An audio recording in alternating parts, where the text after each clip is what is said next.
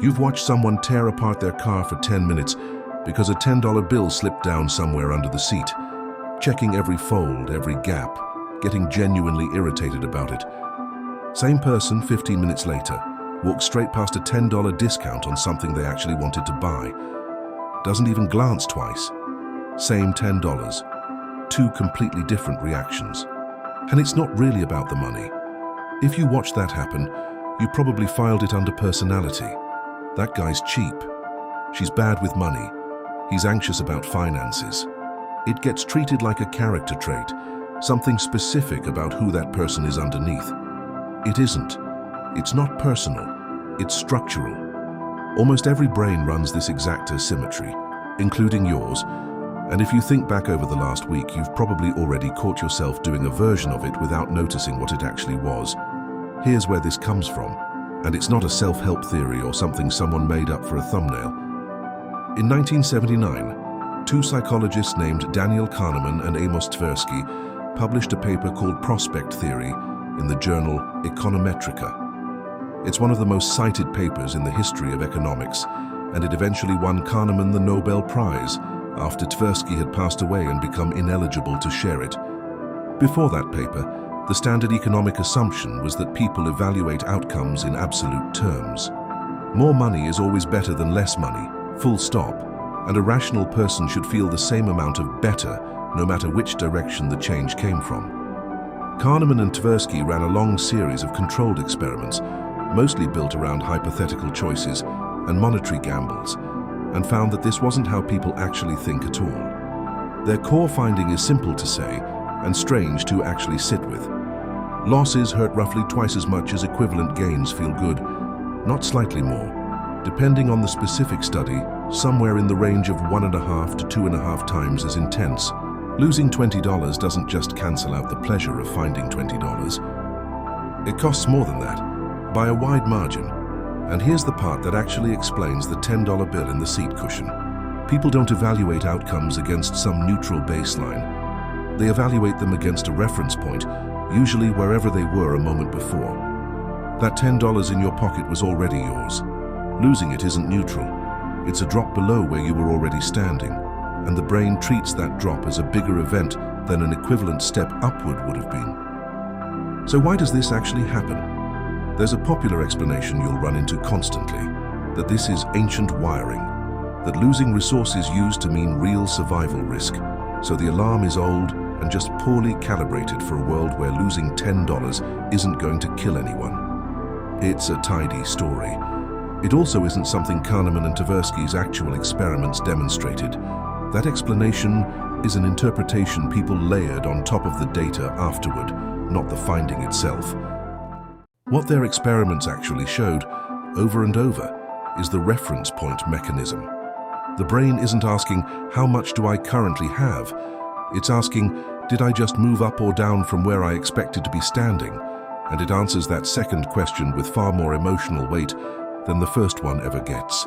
Watch what this does somewhere the stakes are higher than a car seat.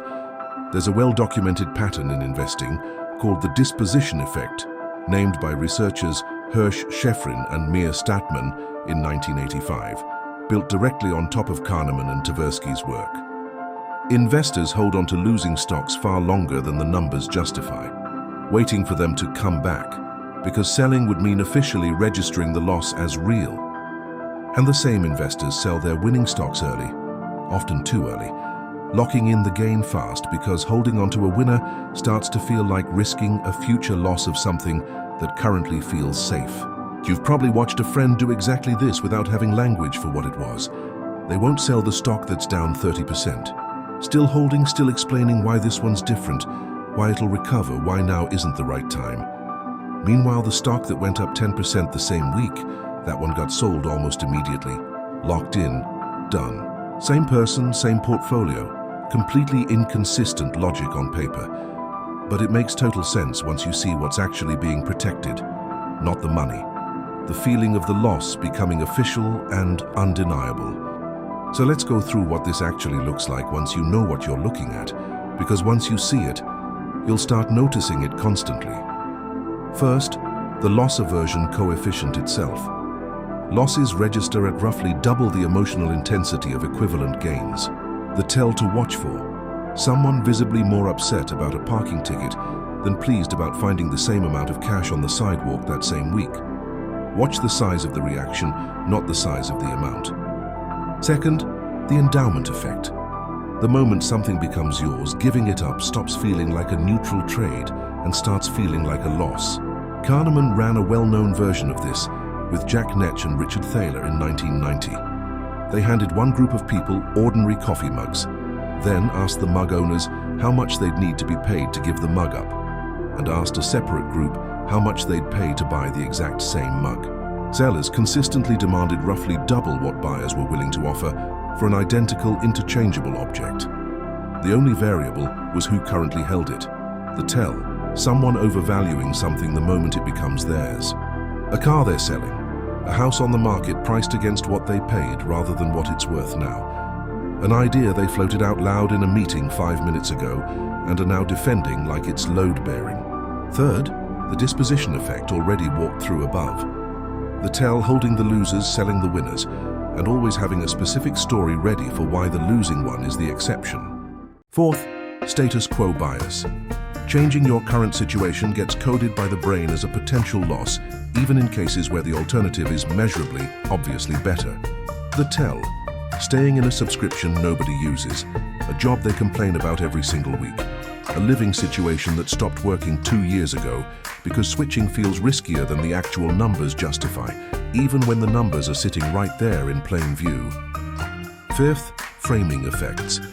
Identical information lands completely differently depending on whether it's framed as a gain or a loss. Tversky and Kahneman ran a famous version of this in 1981, sometimes called the Asian disease problem. People were given a hypothetical outbreak and 2 treatment options with mathematically identical outcomes, described 2 different ways. Framed in terms of lives saved, most people picked one option.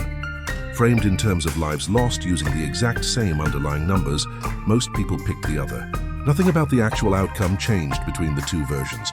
Only the frame did.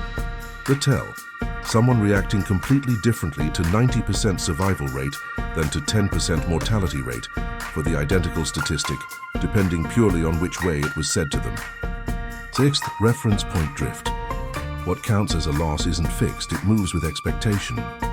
The tell: a raise that comes in smaller than expected gets felt as a pay cut, even though the actual number on the paycheck went up from where it was last month. The loss isn't sitting in the math. It's sitting in the gap between what was expected and what showed up. Here's what all 6 of those actually add up to reframing. This was never about the $10 in the seat cushion. It's not a character flaw, it's not a discipline problem. It's not something that says anything damning about the person doing it. It's a brain evaluating outcomes relative to where it expected to be standing, not against what's actually sitting in its hand. The $10 bill isn't about $10.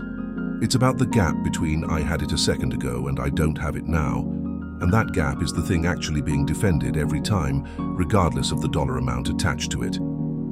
Now turn it back on yourself for a second, because none of this stays confined to money. Think about what you're currently holding on to right now, not because it's working, not because the evidence in front of you says, keep going, but because letting go of it would register, somewhere underneath the reasoning you'd give out loud, as a loss instead of a decision. A relationship that's been over in every way except the paperwork. A job you would never actually recommend to a friend in your position. An opinion you've quietly stopped believing months ago, but still defend in conversation. Because you already said it once, publicly, and changing course now would feel like losing an argument you'd honestly rather just stop having. None of that is weakness, and it's not a flaw specific to you. It's the exact same mechanism that made someone tear their car apart for 10 minutes over $10. You're not actually defending the thing itself. You're defending the gap, the distance between where you currently stand and where you'd be if you let it go, and your brain is treating that distance like a threat instead of what it actually is, which is just information you're allowed to act on. If something specific came to mind while I said that, that's this video doing exactly what it's supposed to do, not because you're broken, because you were paying attention. Comment with the thing you're holding on to right now that you already know somewhere isn't a decision anymore. It's a loss you just haven't let yourself register yet. If this changes how you look at the next thing you almost let go of and didn't, subscribe. Once you start seeing the gap instead of the object, it's hard to stop noticing it.